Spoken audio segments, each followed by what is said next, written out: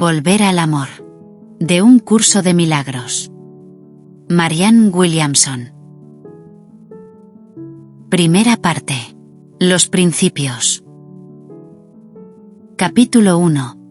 El infierno. El infierno no tiene cabida, en un mundo cuya hermosura puede todavía llegar a ser tan deslumbrante y abarcadora, que solo un paso la separa del cielo. 1. La oscuridad. Tu viaje hacia la oscuridad ha sido largo y penoso, y te has adentrado muy profundamente en ella. Lo que sucedió con mi generación fue que nunca crecimos. El problema no es que estemos perdidos, ni que seamos apáticos, narcisistas o materialistas. El problema es que estamos aterrados. Muchos sabemos que tenemos lo necesario: presencia, educación, talento, credenciales. Pero hay ámbitos en los que estamos paralizados. Y no es por algo externo, sino por lo que ocurre dentro. Nuestra opresión es interna. No nos limita un régimen, ni el hambre, ni la pobreza. No tememos ser deportados a Siberia. Simplemente, tenemos miedo. Un miedo difuso. Miedo a que nuestra relación no sea la adecuada, o que lo sea. Miedo a no agradar a los demás, o a agradarles. Miedo al fracaso, o al éxito. Miedo a morir jóvenes, o a envejecer. Tenemos más miedo de la vida que de la muerte. Deberíamos compadecernos de nosotros mismos, atrapados como estamos en cadenas emocionales. Pero no lo hacemos. Solo sentimos vergüenza, porque creemos que a esta altura deberíamos ser mejores. Pensamos que los demás no sienten tanto miedo como nosotros, lo que nos hace sentir aún más solos. Tal vez ellos saben algo que nosotros no. Quizá nos falta un cromosoma. Hoy en día es casi un lugar común, culpar de todo a nuestros padres. Los responsabilizamos de nuestra baja autoestima. Creemos que si ellos hubiesen sido distintos, ahora estaríamos llenos de amor propio. Pero si observas con cuidado cómo te trataban tus padres, verás que, salvo casos extremos, cualquier maltrato que hayas recibido de niño, es leve en comparación con cómo te tratas tú hoy. Tal vez tu madre te decía: jamás vas a poder hacer eso. Pero tú, ahora, te dices cosas mucho peores. Eres idiota. Nunca haces nada bien. La arruinaste. Te odio. Quizás ellos nos hayan tratado mal, pero nosotros somos crueles. Nuestra generación se ha sumido en un autodesprecio apenas disimulado. Y siempre estamos buscando desesperadamente una salida, un título, un trabajo, un taller, un terapeuta, una relación, una dieta, un nuevo proyecto. Pero muchas veces, esa medicina no alcanza, y las cadenas se vuelven más gruesas. Las mismas historias se repiten, solo cambian los personajes y las ciudades. Empezamos a sospechar que el problema somos nosotros mismos, pero no sabemos qué hacer con eso. No tenemos fuerza para detenernos. Saboteamos todo: carreras, relaciones, incluso a nuestros hijos. Bebemos, nos drogamos, controlamos, nos obsesionamos, comemos en exceso, nos escondemos, atacamos. La forma da igual. Siempre encontramos maneras distintas de manifestar cuánto nos odiamos. Y lo expresamos, sin duda. Porque la energía emocional necesita salir. El autodesprecio es potente. Vuelto hacia adentro, se convierte en nuestros infiernos privados: adicciones, obsesiones, compulsiones, depresiones, relaciones destructivas, enfermedades. Proyectado hacia afuera, en infiernos colectivos: violencia, guerra, crimen, opresión. Todo es lo mismo. El infierno tiene muchas formas. Recuerdo una imagen mental que me aterrorizó durante años: una niña dulce e inocente, con un delantal blanco de organdí, acorralada contra una pared, gritando desesperada. Frente a ella, una mujer histérica y malvada le clavaba un cuchillo una y otra vez, en el corazón. Tenía la sensación de que ambas eran parte de mí. Y mientras pasaban los años, la mujer del cuchillo me inspiraba cada vez más miedo. Era una fuerza activa dentro de mí. Escapaba a mi control. Sentía que quería matarme. Busqué salidas. Leí libros sobre cómo los pensamientos crean la experiencia, sobre cómo la mente es una computadora biológica que procesa lo que le introducimos. Piensa en el éxito y tendrás éxito. Espera fracasar y fracasarás. Pero por más que trataba de cambiar mis pensamientos, volvía a los más dolorosos. A veces lograba mejoras momentáneas. Me proponía cambiar de actitud, conocer a alguien nuevo, conseguir otro trabajo, pero volvía al patrón conocido, me traicionaba a mí misma. Terminaba saboteando al hombre, arruinando el empleo. Bajaba 5 kilos, y los recuperaba de inmediato, aterrada de parecer atractiva. Me asustaba tanto no llamar la atención como llamar demasiado la atención. El surco del autosabotaje era profundo y automático. Podía cambiar mis pensamientos, pero no de forma duradera.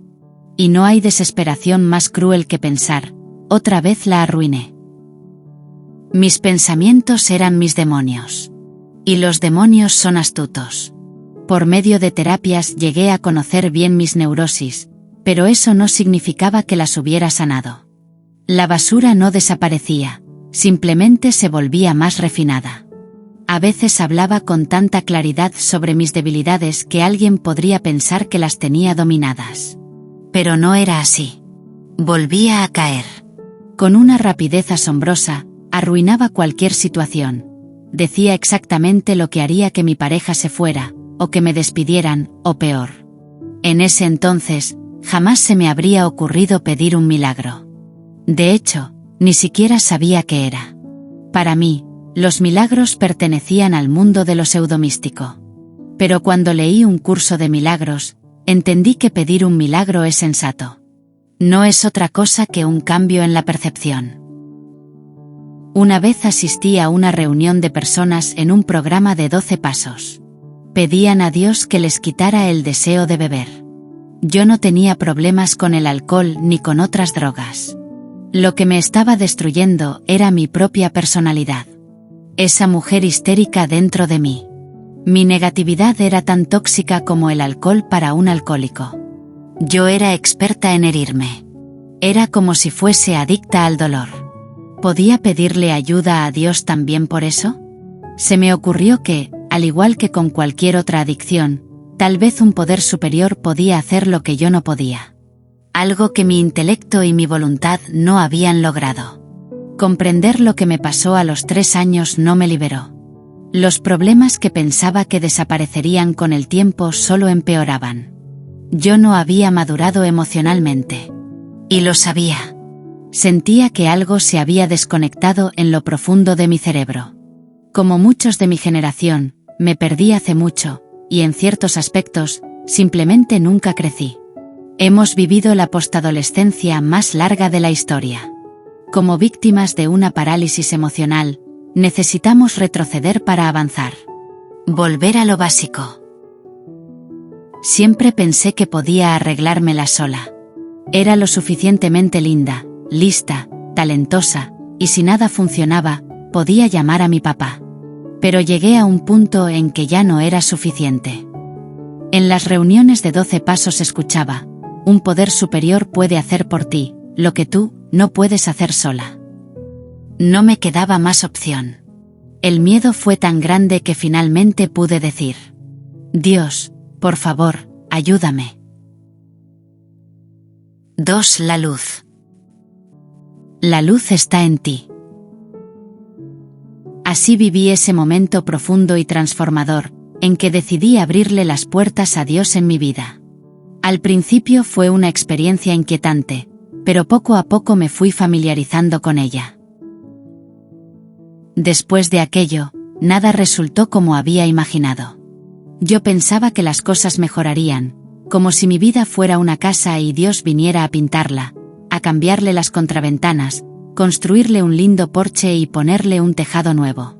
Pero tan pronto como le entregué esa casa, sentí que él la derribaba completamente, como si me dijera: lo lamento, querida, pero los cimientos estaban deteriorados, y ni hablemos de las ratas en el dormitorio. Me ha parecido mejor empezar desde cero. había leído relatos de personas que, al entregarse a Dios, experimentaban una sensación de paz que descendía como un manto sobre sus hombros. Y sí, yo sentí eso, pero solo durante 1 minuto y medio. Después fue como si me hubieran pasado por encima.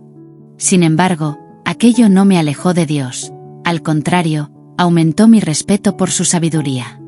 Era evidente que comprendía mucho mejor que yo lo que estaba ocurriendo.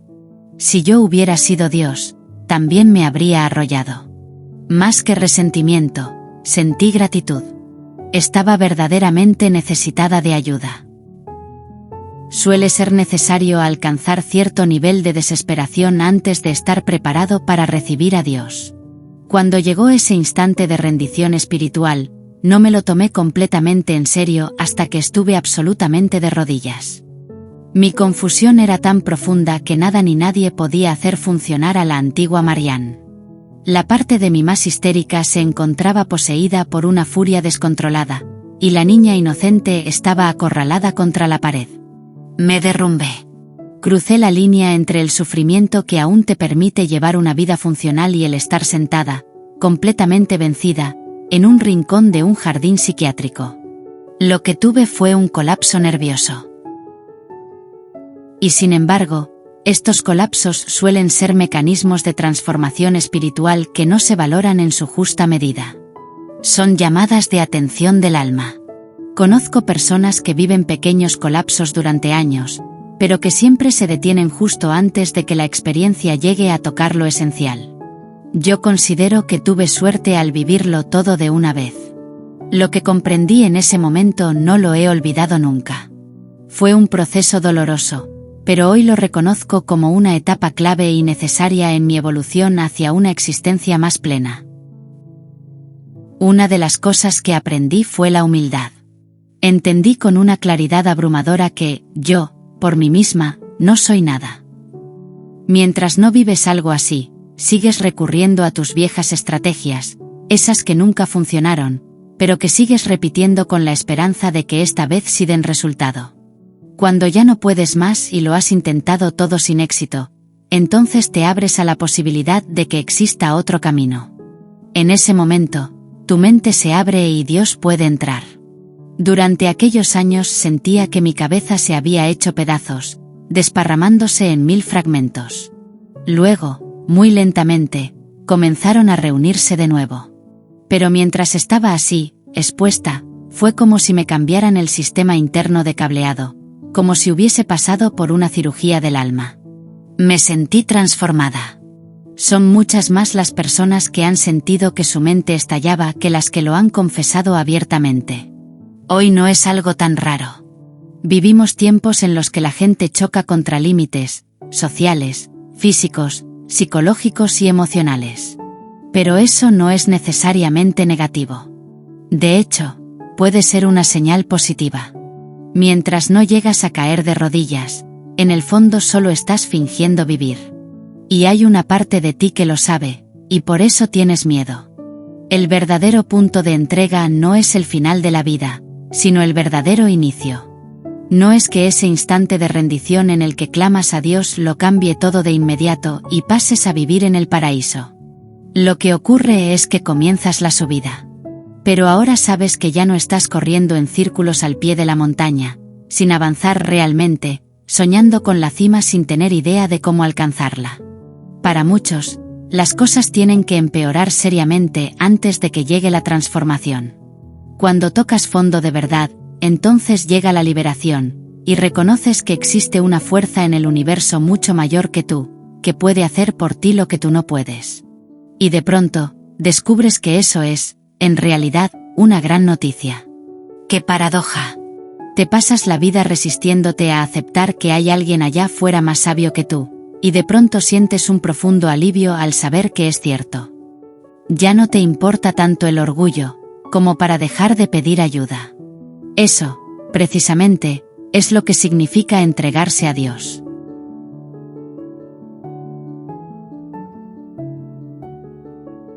Si disfrutaron del contenido, les invito a suscribirse, darle like y dejar sus comentarios.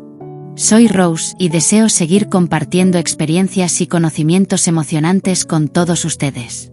Con gratitud, hasta el próximo vídeo.